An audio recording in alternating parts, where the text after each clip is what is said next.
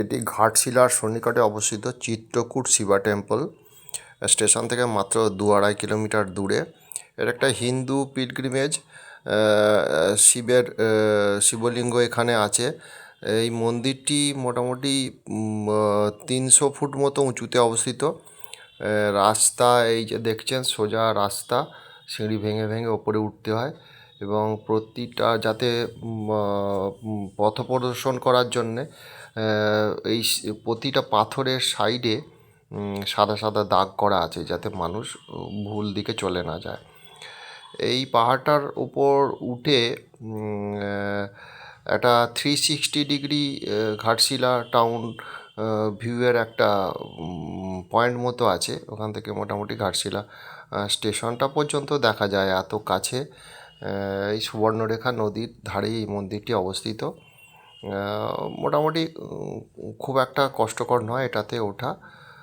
এই যে শিবা টেম্পল রয়েছে, একটা সামনে একটা চাতাল মতো আছে, ওর মধ্যে শিবা টেম্পল আছে, এই যে শিবের লিঙ্গ।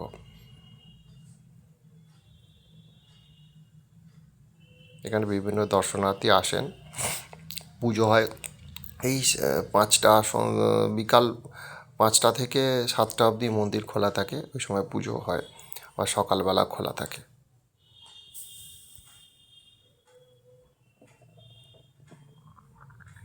এই সাইড দিয়ে গিয়ে মন্দিরের টপে উঠতে হয়, একটু ভাঙাচোরা পাথর ইত্যাদি আছে। আবার বাঁ দিক দিয়েও একটা রাস্তা আছে ওটার।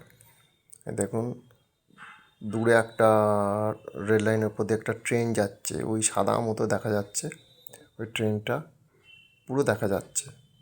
ট্রেনটা এত সুন্দর ভিউটা লাগছিল এখান থেকে, ক্যামেরায় ক্যাপচার করে নিয়েছি। আশা করি আপনাদের দেখতে ভালোই লাগবে।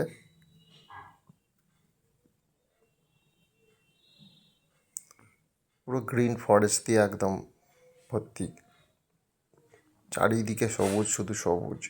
যদি এটা মার্চ মাস, তবুও নতুন পাতা বেরোচ্ছে, এখন থেকেই সবুজ আকার ধারণ করছে।